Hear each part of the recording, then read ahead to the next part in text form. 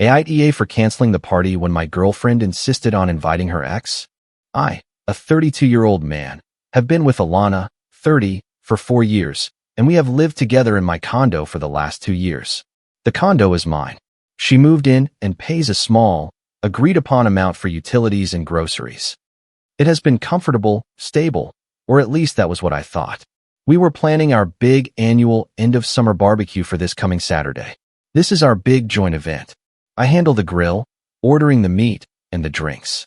She handles the guest list, the side dishes, and the decorations. We expect about 50 people.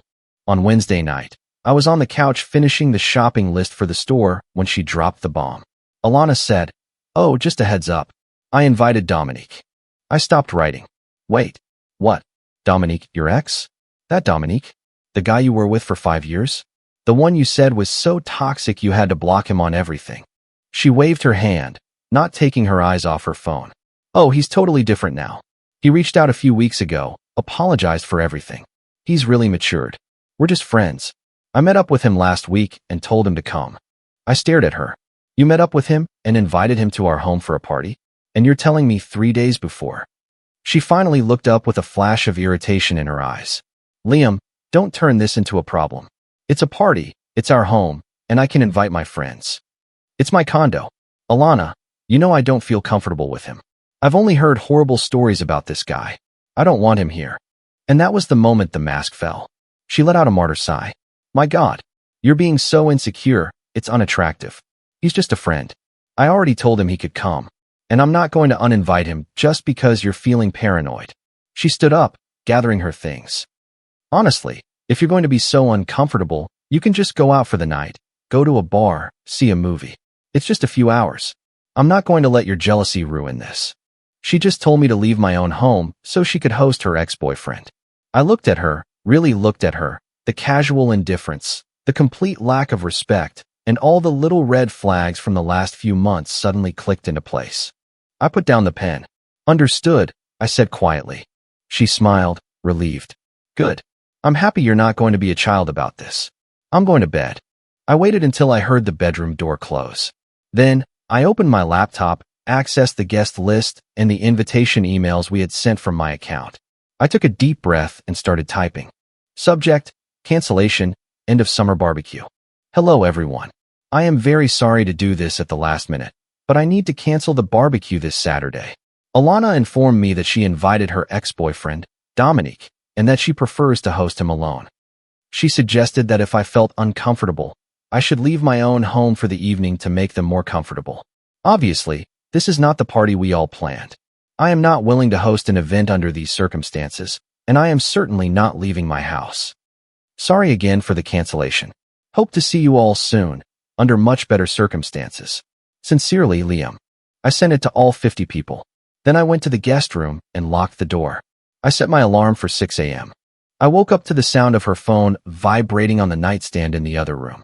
It wasn't just vibrating. It sounded like a furious wasp's nest. Buzz, buzz, buzz, buzz, buzz. A few minutes later, the doorknob of my guest room rattled. Liam, are you in there? Open the door. I heard her stomp back to the bedroom and then return. The rattling of the knob became more frantic. Liam, what did you do? My phone is blowing up. What did you send? I got up calmly and made coffee on the small coffee maker in the guest room. It's more of a sweet, fortunately. She was now screaming through the door. You humiliated me, you psycho. You are going to regret this. Open the door. The call she received? Oh, they were beautiful. I could hear her muffled voice. No, that's not what happened. He's twisting my words. Maya, you know I wouldn't. He's the one being controlling. He canceled. No, not me. I just took a sip of my coffee. She wanted me to leave. I was just starting to pack my bags ahead of time. Update 1. Thank you everyone for the comments and support. It has been validating. I'm not the one who's crazy. This last week has been, well, it has been hell, but the fog is lifting.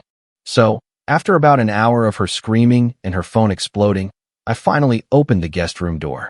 She was standing there, hair disheveled, face red and puffy from crying, phone clutched in her hand.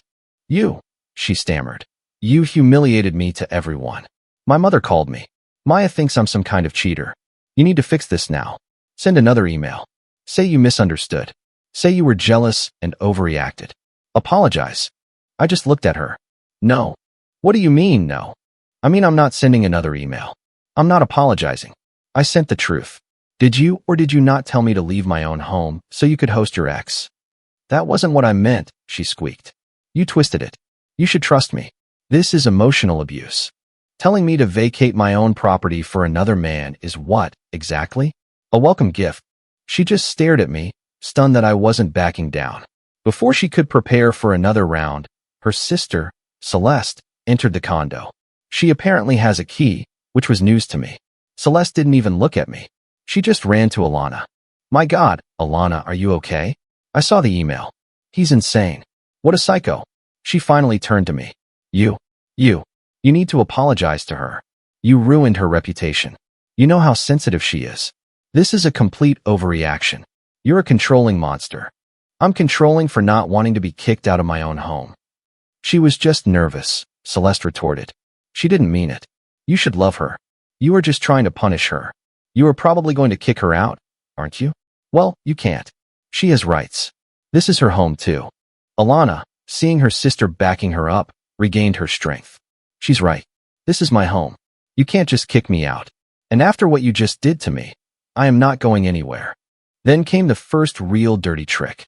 Actually, said Alana, crossing her arms, I think I shouldn't have to pay for the utilities this month or the groceries. Not after the emotional suffering you caused me. You can pay. It's the least you can do after humiliating me. The sense of entitlement was staggering. She wanted me to pay for her life while she figured out how to bounce back from this. I just shook my head. You are right. This has become a legal situation. You are right. This is your home. Legally, you are a tenant without a fixed lease, so let's deal with this legally. I went to my desk, opened my laptop, and found a standard, state-approved 30-day notice to vacate template. I filled it out, printed 2 copies, and went back to the living room, where she and Celeste were whispering. I handed a copy to Alana. What is this? She scoffed. This is your formal legal 30-day notice to vacate. You have until the 20th of next month to leave with all your belongings. Our verbal rental agreement is terminated. Alana and Celeste stared at the paper. You're evicting me? Alana whispered, the color draining from her face. I am ending your tenancy. Because of a party? She screamed. No. Because you told me to leave my home for another man. Because you invited him behind my back. Because you proved, without a doubt, that you have zero respect for me, for this relationship, or for my home. The party just exposed everything. Celeste started yelling. You will hear from our lawyer. This is retaliation. This is illegal. I look forward to it, I said. Please have him contact me directly from now on. And I'd like you to leave, Celeste. You're trespassing. Celeste looked like she was going to have a serious outburst, but I just held my ground. She grabbed Alana, and they both left, slamming the door. I immediately deadbolted and put on the chain. Then, my phone vibrated. An unknown number. Hey, man, this is Dominique. Look, I don't know what your problem is, but you need to chill. Alana is very upset. You sent a crazy email, and now you're kicking her out. Seriously? Not cool, man. You're overreacting. She just said we were going to hang out. I typed a single reply. She told me to leave my house so you two could be alone. Ask her about that, and then lose my number. He did not reply. I spent the rest of the day in a half-dazed state. I started boxing her things in the living room. Knickknacks, blankets, the weird sculpture she bought. I piled everything near the front door. These are going to be the longest 30 days of my life. Update 2. This isn't a 30-day war. This is a siege. Living with someone who is actively trying to undermine you from the inside is a real lesson. I have 18 days left until the notice expires. Alana and Celeste must have realized they couldn't just bully me because they moved on to dirty tricks. Dirty trick 1, the war of annoyances. Alana is making my life hell. It's almost impressive in its childishness. She, accidentally, uses all the hot water every morning before I need to get ready for work. She forgets to buy groceries and then eats the specific food she knows I meal prep for the week. She comes home at 2 a.m. on a Tuesday, turns on the living room TV at max volume, and falls asleep on the sofa. She is trying to make me miserable enough to leave. Dirty trick 2, the legal scare. I was served. Well, sort of served. A guy in a crumpled suit handed me a letter from a law firm that only advertised on bus benches. It was a cease and desist order, full of typos. It claimed that I was engaged in a campaign of harassment by illegally evicting her and slandering her to our mutual friends. It said she was a common-law spouse, which does not exist in our state, and demanded 50% of the value of my condo and $10,000 for emotional damages. It also demanded that I immediately cease and desist boxing her belongings, as I was violating her property. Dirty Trick 3. Property Appropriation. This was the boldest one. I have a large framed print in my office. It is a limited edition signed by an artist I've followed for years. It's my favorite thing I own. I came home from work and found a hot pink sticky note on it. The note said, "My birthday gift from 2021. Do not box." She is lying. I bought that print in 2017, a whole year before I even met her. She is just claiming it. She's counting on the fact that I won't have proof. I was shaking with anger, but I'm not playing her game. I'm playing mine. My response, the methodical demolition. First, I hired my own lawyer, a good one, a shark. The retainer fee hurt, but peace of mind is priceless. He laughed out loud at the common-law spouse letter. He said the slander claim is a joke because truth is an absolute defense, and her own text message to me, which I saved, proves her intent. Second, on his recommendation, I bought 2 small and very visible security cameras and put them in the living room and kitchen. Alana freaked out. "You're spying on me. This is illegal. I'm going to call the police." "Go ahead," I said, plugging in the last one. "It's my home. I am documenting my property and my own safety. Given your sister's unannounced entries and your lawyer's false allegations, I'm protecting myself. If you don't like being on camera, feel free to leave 18 days early." The 2 a.m. TV concert stopped. Third, I dealt with the print. I went up to my attic, dug through my old file boxes, and found the original gallery receipt from 2017, dated with my name and credit card info. I taped a copy of it to the wall right next to her sticky note. She hasn't said a word about it since. The investigation. The moment. Oh man. Her lawyer's letter made me think. If she's this bold, she's hiding more. I didn't need to hack her phone. I didn't need to hire a private investigator. I just needed to look at the bills. I manage our shared Easy Pass account for tolls. It's linked to my credit card. I was logging in to remove her transponder before the next billing cycle. I decided to check the history for the last 8 months. Every Tuesday and Thursday night. Her car. Same toll plaza, same exit. 9:15 p.m. Same plaza, same exit in reverse. 1:30 a.m. Her night yoga class with Celeste. I Googled the exit. It's a residential area across the bridge. I Googled Dominique's name. His apartment complex is right after that exit. This wasn't a reconnection. It wasn't her meeting up with him last week. This had been going on for almost a year. The party, my God. The party was her trying to merge her 2 lives. She was trying to get me and our friends to like him, normalize him, so she could eventually transition partners without looking like the villain. She didn't just tell me to leave for a night. She was trying to get me to vacate my own life. I waited for her to come home last night. She was back in Ice Queen mode, ignoring me. "How was yoga?" I asked without looking up from my laptop. She stopped. "What?" "Yoga with Celeste. You went, right?" "It is Thursday." "Yes," she said with a cutting voice. "So what?" I turned my laptop around. On the screen was the Easy Pass account statement. 8 months of it. "I just admire your dedication. It's a long drive. Crossing the bridge every time. You must be exhausted, especially since Celeste's building is downtown, in the opposite direction." I zoomed in on the map right next to the list of charges. The marker was on Dominique's apartment complex. But I guess it's a convenient location for yoga. She did not speak, did not cry, did not scream. Her face simply crumbled. It was the expression of someone who just got checkmated. "So it was all a lie," I said. "The party." He matured. "Everything was a lie. You didn't just break my trust, Alana. You weren't even good at it." I closed the laptop. 18 days, I said. "Or you can leave now." She went to the bedroom and locked the door. My lawyer already sent a reply to hers, complete with the toll records and the 2017 print receipt. Her lawyer's claim of emotional damages seems to have evaporated. Now we wait for moving day. Final update. It is over. She is gone. The 30-day notice expired yesterday at noon. I came home from work at 3 p.m. and she was still there, sitting on the couch watching TV, surrounded by her boxes, as if it were just another Tuesday. Alana, I said, it is 3 p.m. The notice is up. You need to leave. She looked at me with a sarcastic smile on her face. No, I don't think I will. My lawyer said this is totally illegal. You aren't going to get rid of me so easily. Let's go to court. You're going to have to pay to formally evict me. She thought she had one last card up her sleeve, that I would be afraid of a long, expensive court eviction process. Fine, I said. I took my phone and dialed the non-emergency police number. Hello, I would like to request a civil standby to have a person removed from my private property. I have an ex-tenant who did not vacate after the expiration of a legal 30-day notice. Alana's sarcastic smile disappeared. You're calling the police. You are trespassing, Alana.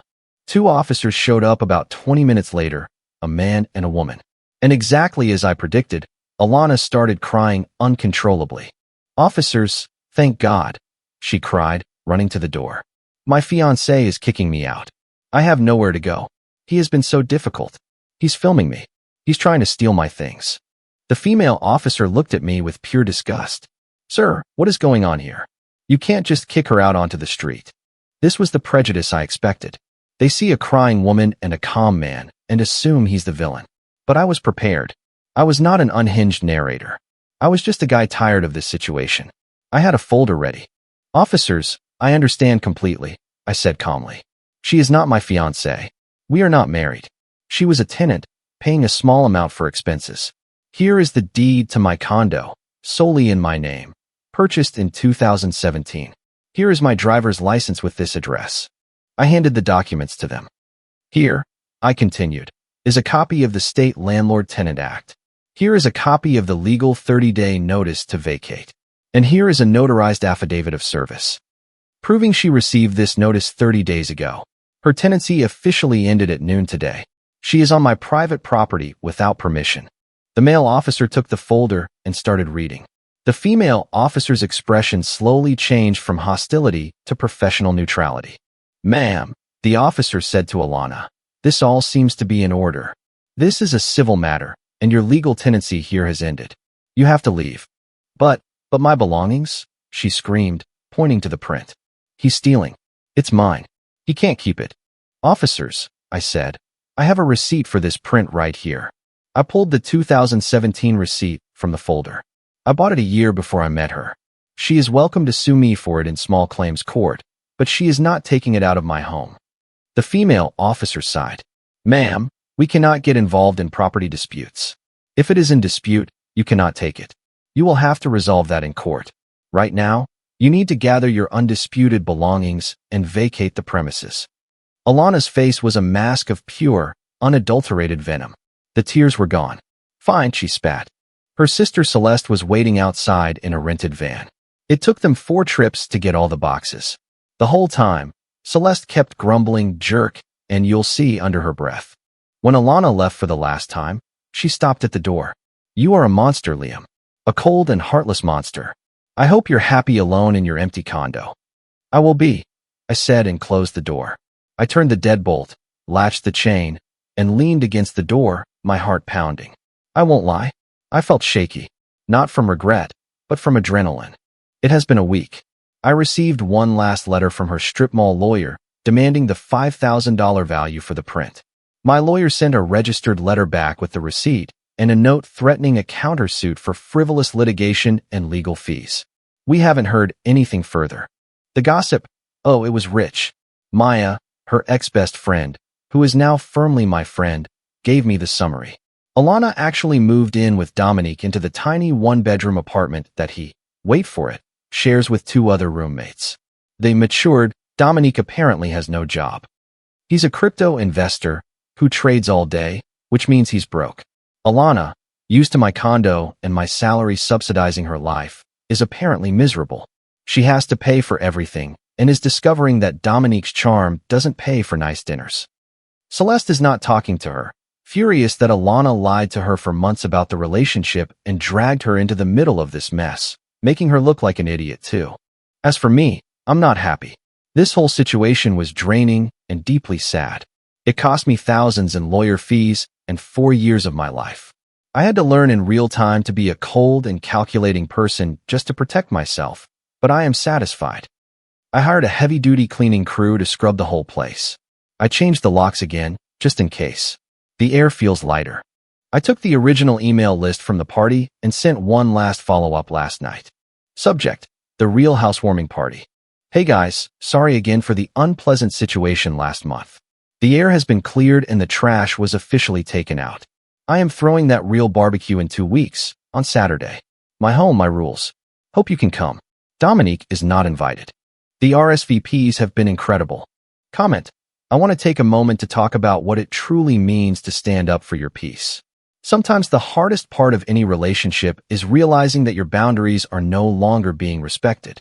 Setting a firm line isn't an act of cruelty. It's a necessary step to protect your mental health. It takes a lot of courage to enforce those boundaries, especially when you feel exhausted and let down. True maturity means taking responsibility for your actions and understanding that trust is fragile. You always have the right to choose a quiet, stable environment over constant drama. I hope this discussion reminds you that your personal space should always be your safest sanctuary. Please remember to be kind to yourselves and never settle for a situation where your feelings are dismissed.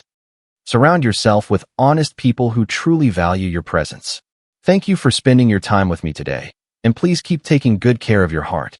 If you liked it, don't forget to leave a comment and support the channel by subscribing. See you in the upcoming stories.